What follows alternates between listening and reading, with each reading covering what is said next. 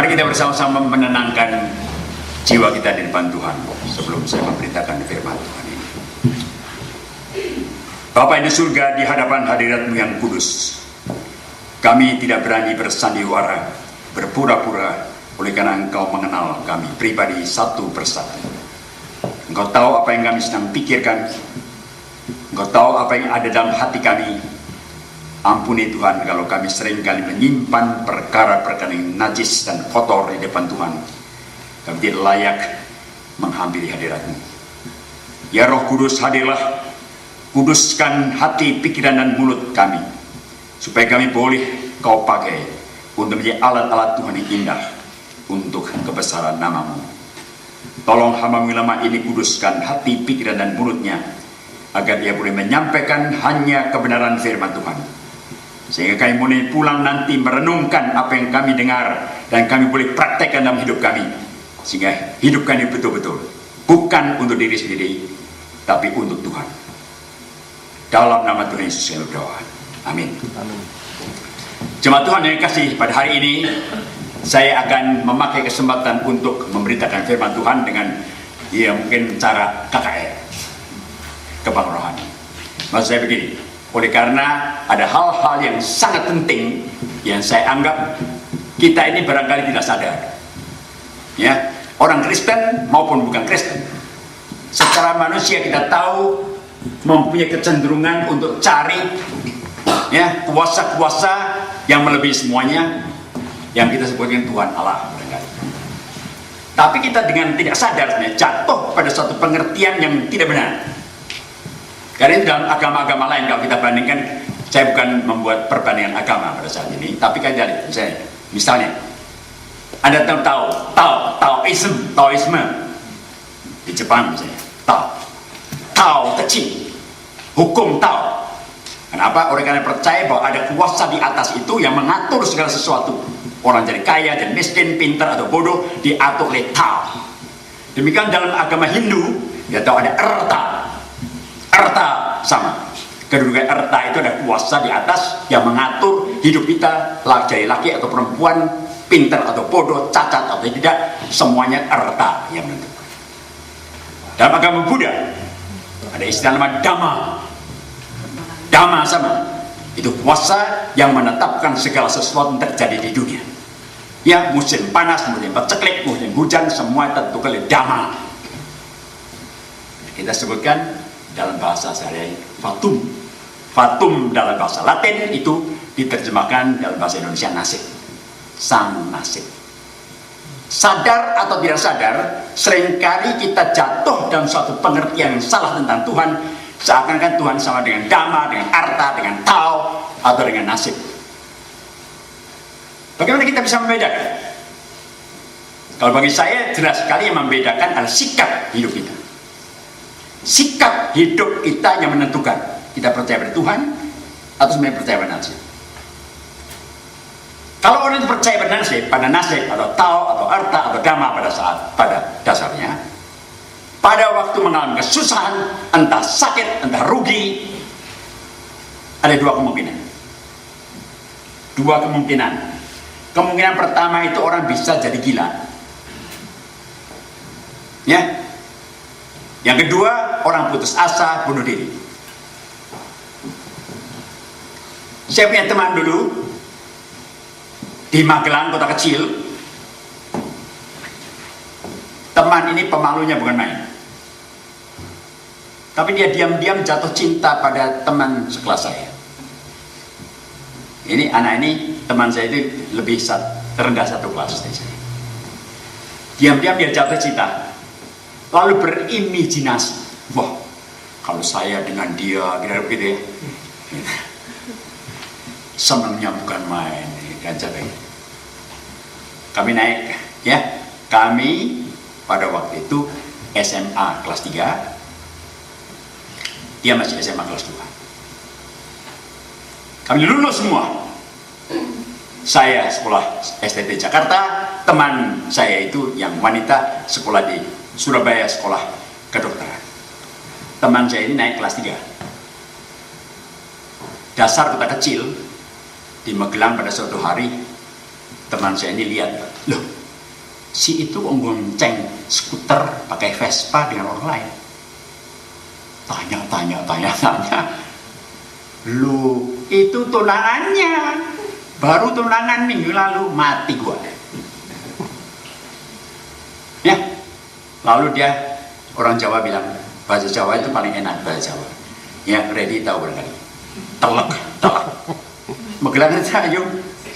Ngerti tidak? Telek. Itu enggak? Bengong. Mikir yang bukan. Saya pulang Jakarta, papanya kan, itu pun ajak main dulu. Saya datang, duduk sama-sama dia. Itu ada orang naik mobil bagus, mati nggak? Ya mati dong. Iya, karena itu ini bahasa Hokkien, bocai. Bocai itu percuma, bocai. Jadi orang kaya bocai, mati juga. Pinter bocai, makan bocai, tidur bocai. Masuk rumah gila dia akhirnya. Semuanya bocai, hidup juga bocai. Percuma. Ini anak sekolah minggu. Tapi dia lebih percaya pada sang nasib. Nasibku kok begini, semuanya jadi bocai, percuma. Hidup juga percuma. Ini betul terjadi ini, jadi saya berani cerita. Yang kedua, di Jakarta waktu kami sekolah teologi di asrama STT Jakarta Jalan Pegasan Timur, pada suatu malam ada seorang teman laki-laki masuk kamar gelempang tahu nggak? Tengah dong. Kenapa? Diam saja. Lari masuk kamar lain. Kenapa ini? Anak ini gak tahu kita jangan ngomong, nggak mau ngomong, lari sana. Kenapa? Malam-malam nggak dengar apa-apa. Besok pagi kami dikasih tahu dia pergi ke Priok, gantung diri di sumur kakaknya. Bukan itu, ninggalin surat pesan. Nanti kalau saya dikubur, pendeta itu yang mimpin. Saya minta pendeta itu yang mimpin. Ayatnya ini, nyanyiannya ini, pilihan sama dia. Nanti kekasih saya itu, ternyata dia diserahkan oleh kekasih, suruh pakai rok yang putih, nyanyi Nearer My God to Thee. Hebat ya? Merinding saya dengar, serem. Tapi bunuh diri. Orang Kristen, guru sekolah minggu, bunuh diri. Pernah dengar nggak? Ini real, betul-betul terjadi. Nah, kalau Anda tidak percaya pada Tuhan, tetapi pada dasarnya percaya pada nasib atau tau atau arta atau dana, akhirnya bisa begini, bisa sinting, masuk rumah gila, atau bisa bunuh diri. Kita perhatikan ini.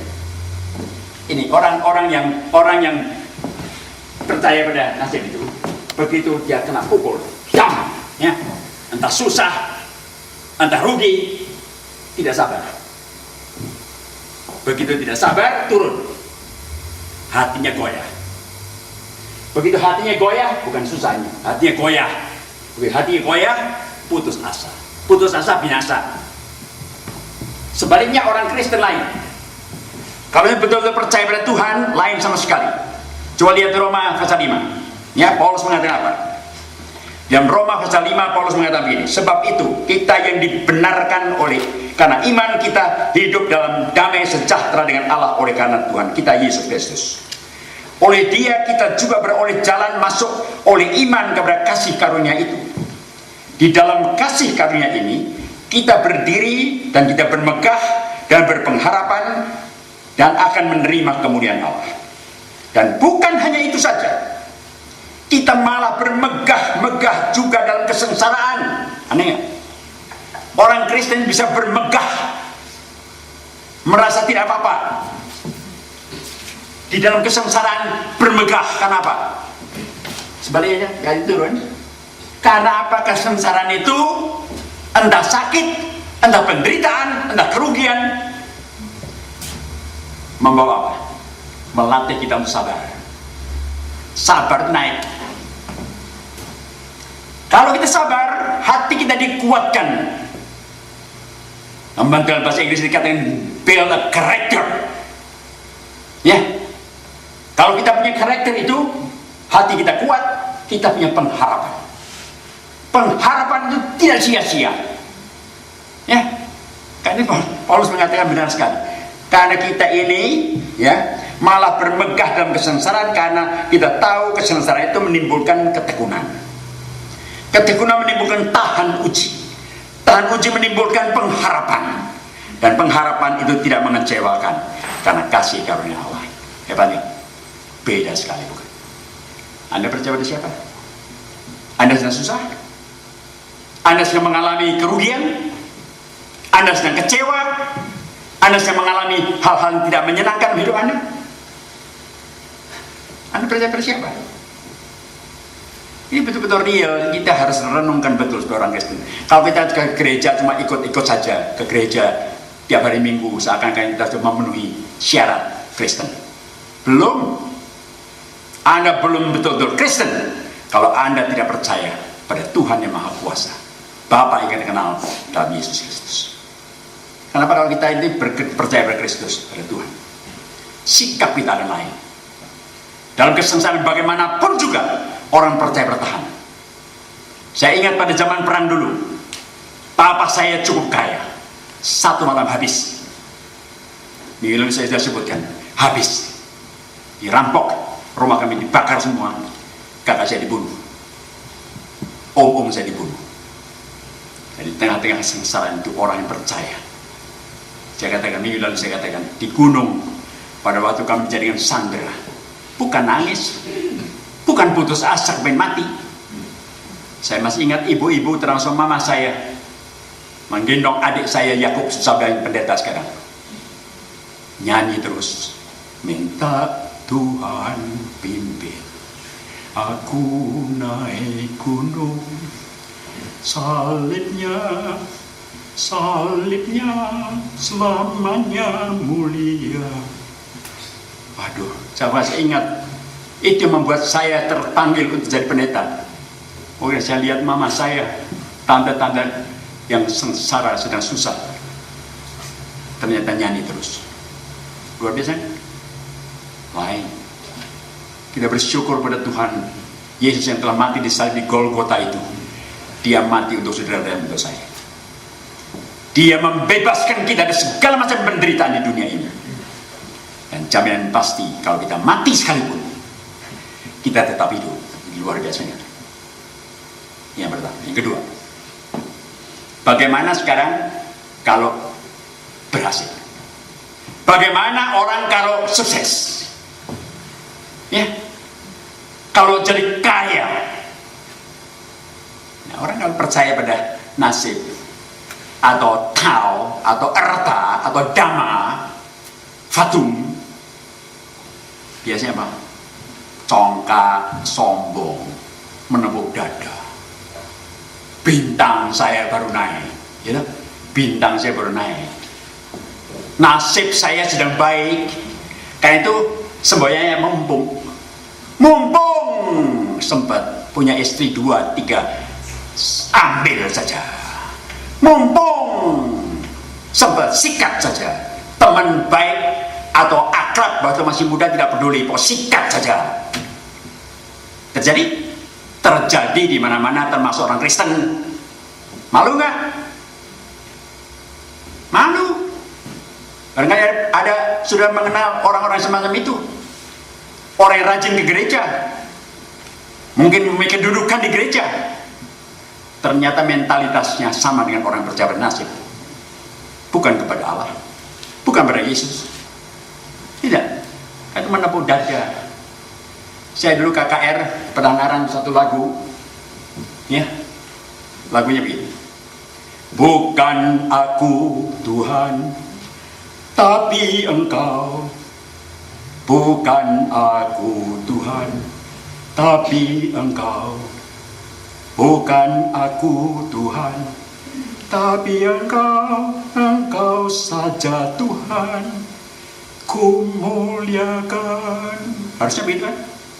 Harusnya begitu kan, sesuai dengan surat Roma pasal 11. Kalau Anda lihat Roma pasal 11, Paulus mengakhiri rentetan surat yang begitu indah, yang penuh dogma itu, dengan kata-kata ayat 30, ayat 30, Roma 11 ayat 33 sampai 36. Alangkah dalamnya kekayaan hikmat dan pengetahuan Allah. Sungguh tidak terselidiki keputusan-keputusannya. Sungguh tidak terselami jalan-jalannya. Siapakah mengetahui pikiran Tuhan? Atau siapakah yang pernah menjadi penasihatnya? Atau siapa yang pernah memberikan sesuatu padanya sehingga ia harus menggantikannya? Ayat 6. Sebab segala sesuatu adalah dari Dia, oleh Dia, dan kepada Dia, bagi Dialah kemuliaan sampai selama-lamanya. Paulus mengatakan begitu. Bukan saya. Orang yang percaya itu percaya pada Kristus yang telah mati di salib di Golgota untuk kita. Hidup kita bukan kita lagi. Hidup kita untuk Tuhan, untuk kemuliaan Tuhan. Ya kan, nyanyian tadi saya ajak jemaat nyanyi. Sekarang mari jemaat nyanyi. Bukan Engkau Tuhan. Berani gak? Gak ada yang berani nyanyi. Padahal semuanya begitu. Bukan Engkau Tuhan, tapi saya. Bukan Engkau Tuhan, tapi saya. Bukan Engkau Tuhan, tapi saya saja Tuhan dimuliakan. Nyanyian kita bukan? Iya, nyanyian kita itu. Ini kalau kita mulai tidak dimuliakan, tersinggung, ya? Kalau apa yang kita harapkan tidak keturutan, kecewa. Kita percaya pada siapa sih? Kita percaya pada Tuhan yang telah mati di salib Golgota, menyerahkan hidupnya, darahnya dikucurkan di Golgota, begitu berharga. Atau kita percaya pada nasib, atau harta, atau dana, sama dengan orang kafir. Malu. Orang percaya makin kita mendapat berkat dari Tuhan, makin banyak kita terima daripada Tuhan, bukan makin congkak. Dan pepatah Indonesia bagus.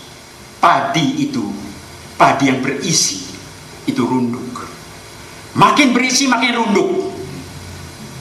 Enak. Makin berisi makin runduk. Wah, luar biasa. Karena itu di dalam Alkitab bukan kebetulan. Kalau kita perjanjian baru dalam bahasa Yunani, hamba Tuhan itu istilahnya bukan hamba Tuhan. Kenapa tadi?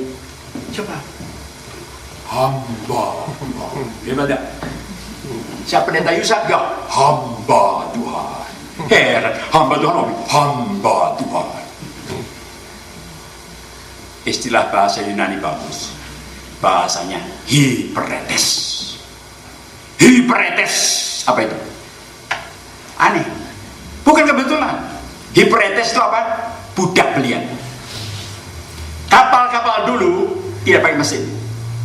Kapal-kapal dulu itu nangkepi budak di Afrika. Ratusan budak di bawahnya kelihatan, di bawah dek. Dayung. Yang menggerakkan kapal siapa? Budak-budak itu hiperetes. Hamba Tuhan itu di situ. Bukan jadi bos, bosok. Tapi seringkali banyak orang hamba Tuhan kepengen jadi bos, bosok. Maafkan saya kasar tapi benar. Ini kalau kita tidak mengerti dan menyadari bahwa kita ini taat atau kita takut pada Tuhan. Kalau kita sukses, kita berhasil, mudah sekali kita tepuk dada. Bukan Engkau Tuhan, tapi saya. Seharusnya kita nyanyi bukan itu. Bukan aku Tuhan, tapi Engkau.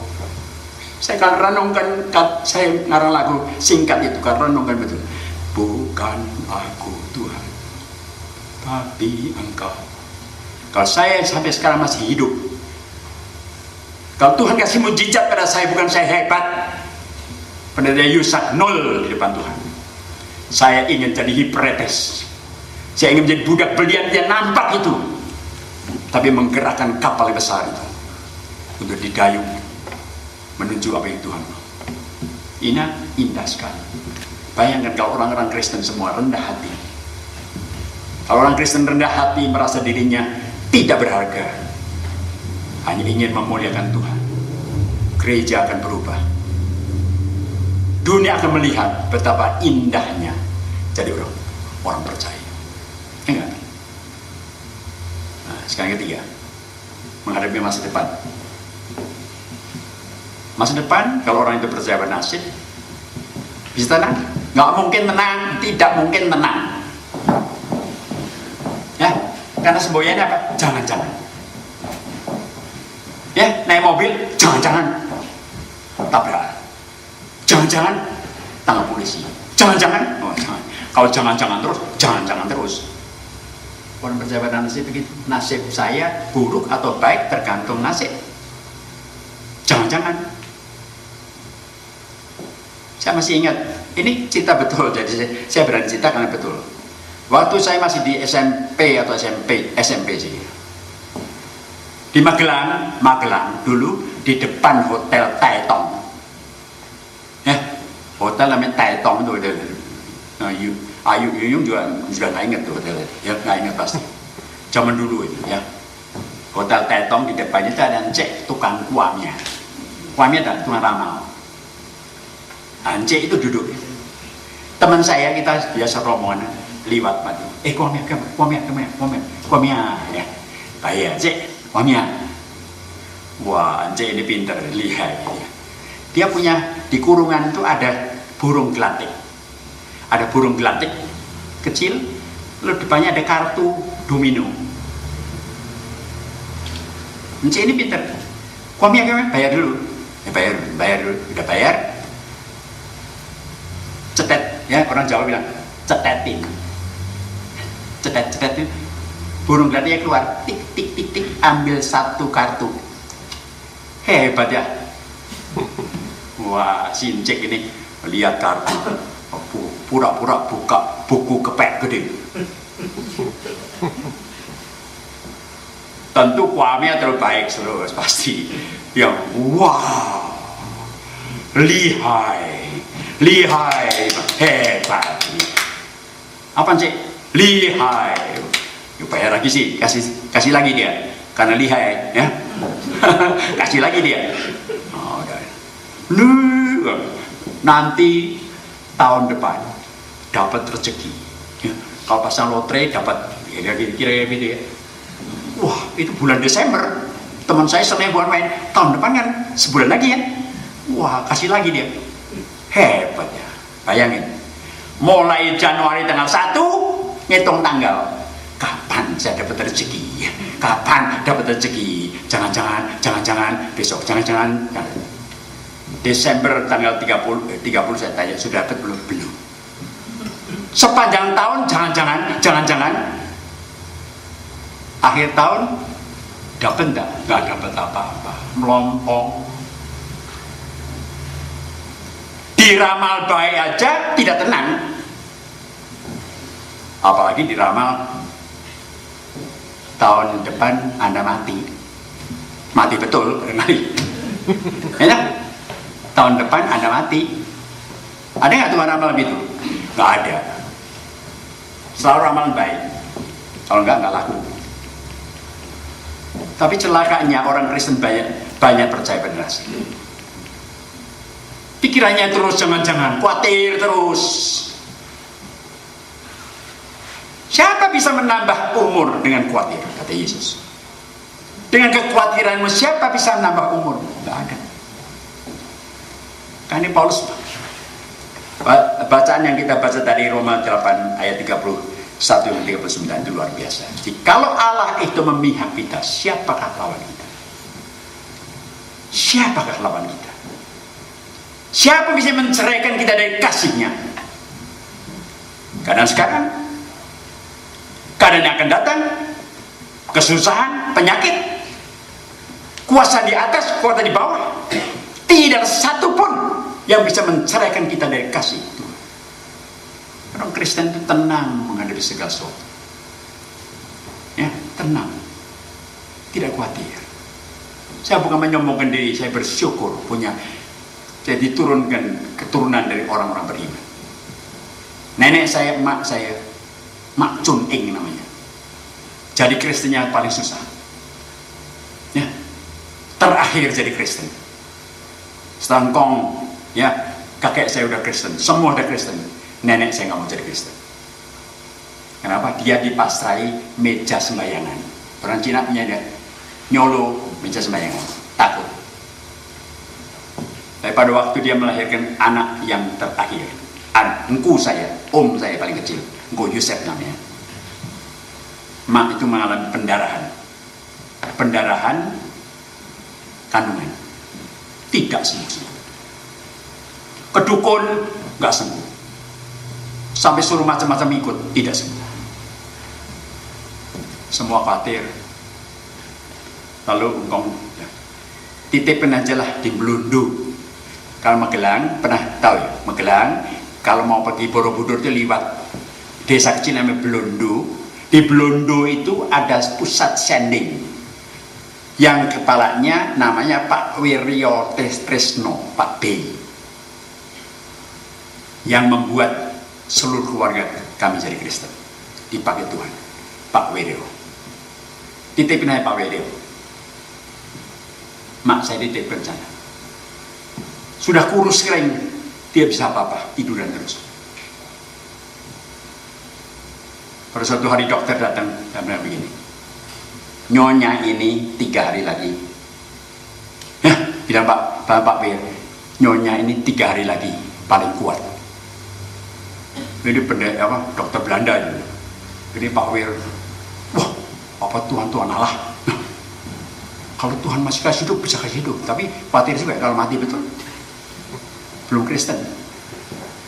Wah, pagi-pagi. Kakak ibu saya, Om Andreas. Oh, udah terbunuh waktu zaman orang dibunuh. Om Andreas naik sepeda dari belakang. Sampai Belundu, ketok-ketok pintu. Bapak keluar. Andreas, ngapain pagi-pagi sini? Saya kepengen lihat mama bagaimana. Ini bahasa Jawa ya, Pak B bilang ini. Oke, delengen, mamamu nang dapur bantu ibu. Lihat itu, mamamu sedang ada di dapur bantu ibu. Wah, orang mau mati kok buat main-main ya. Betul. Heran. Malam itu mak saya disembuhkan Tuhan. Karena Pak B waktu malam itu nengok mak bilang apa? Pak, aku kalah mring Gusti Yesus. Aku kalah mring Gusti Yesus. Dongan ya Pak, aku kalah sama Tuhan Yesus. Doakan saya. Malam itu juga mak dapat mujizat, disembuhkan Tuhan. Nah, sejak itu mak saya beriman luar biasa. Saya masih ingat pada di gunung 2 bulan namanya kita dijadikan sandera, diancam tiap hari, tiap siang dan malam diancam kematian. Mak saya selalu yang menghibur. Semua pada susah, mak saya menghibur. Dan dia selalu mengatakan dari mulutnya sampai hari ini, saya masih terngiang di telinga saya. Dan saya harap menjadi semboyan hidup saya. Apa dia katakan? Bahasa Jawa, opo sing tinemu ngucap syukur maring Gusti. Apa sing tinemu ngucap syukur maring Pangeran. Apapun yang kamu temui dalam hidup ini, bawalah mengucap syukur pada Tuhan. Luar biasa. Luar biasa. Benar. Kalau kita beriman pada Tuhan itu apapun yang akan terjadi, mengucap syukur pada Tuhan. Dan saya bukan sombong. Pada waktu saya sakit bulan Mei yang lalu pada waktu operasi, sedikit pun saya tidak punya khawatir. Saya pasrah betul pada Tuhan, kan Dia memelihara hidup saya. Apapun terjadi saya akan mengucap syukur pada Tuhan. Ya, saya nyanyi terus pada waktu mulai dimasukkan dalam teater, saya menyanyi I surrender all, ya. Tubuh nyawaku, roh dan jiwaku, ku serahkan pada Yesus. Aku berserah, saya berserah. Dan bersyukur bahwa Tante Giok juga begitu tenang menghadapi semua. Meskipun saya di ambang pintu kematian. Pada waktu mengalami melewat masa itu di CCU, masih di kamar yang recovering itu, saya nyanyi terus. Saya masih ingat pada waktu mimpin Ina masih bayi di Jerman, di Berlin. Ya, Vater, wir danken dir. Vater, wir danken dir. Tuhan, terima kasih. Terima kasih, nggak bisa-bisa, terima kasih. Coba, kalau kita mempunyai iman pada Tuhan yang hidup itu, tidak mungkin kita akan seperti orang yang percaya pada nasib. Kita tidak akan khawatir kalau kita pasrah pada Tuhan. Kenapa? Kita yakin betul, tidak satu pun yang bisa memisahkan kita dari kasih-Nya. Yakinlah firman Tuhan yang kita dengar hari ini masuk dalam pikiran kita, resapi, praktekkan. Nggak, Anda tidak menjadi orang-orang seperti orang luar yang bukan percaya pada Tuhan, percaya pada sang nasib. Ya, kalau susah, jangan cepat putus asa, sabar. Ya, lagu-lagu yang dalam apa? Lagu-lagu pujian kita banyak yang indah-indah. Ya, sabar dari kesusahanmu. Sabar dalam kesusahanmu. Sabar. Itu lagu itu, sabar-sabar, semuanya itu mengingatkan kita. Ya, mari kita berdoa. Bapak di surga, kami mengucap syukur kepadamu karena hari ini Engkau berbicara pada kami Tuhan hal-hal yang benar. Ampuni kami Tuhan apabila kami seringkali tidak sadar terjatuh dalam pengertian yang salah seperti orang-orang yang tidak percaya. Kuatkan kami Tuhan supaya di tengah-tengah kesusahan yang kami sedang hadapi, problem-problem masalah yang kami sedang hadapi, kami tetap bisa sabar, dikuatkan, tetap punya pengharapan dalam Tuhan. Dan pada waktu kami mengalami hal-hal yang indah dan sukses, Tuhan kuatkan agar kami tetap rendah hati. Yang kami tahu bukan kami yang dimuliakan, tapi Engkau saja yang dimuliakan Tuhan. Tuhan tolong kuatkan kami di tengah-tengah dunia makin kacau sekarang di mana-mana, supaya kami tetap tenang dan tidak khawatir. Dan kami yakin hidup kami sudah terjamin di dalam Tuhan. Kuatkan kami terus, supaya hidup kami betul-betul boleh mencerminkan hidup dalam kasih Tuhan, sehingga nama Tuhan dimuliakan melalui hidup kami. Terima kasih Tuhan, kami serahkan semua ini dalam nama Tuhan Yesus, Juru Selamat kami hidup. Haleluya, amin.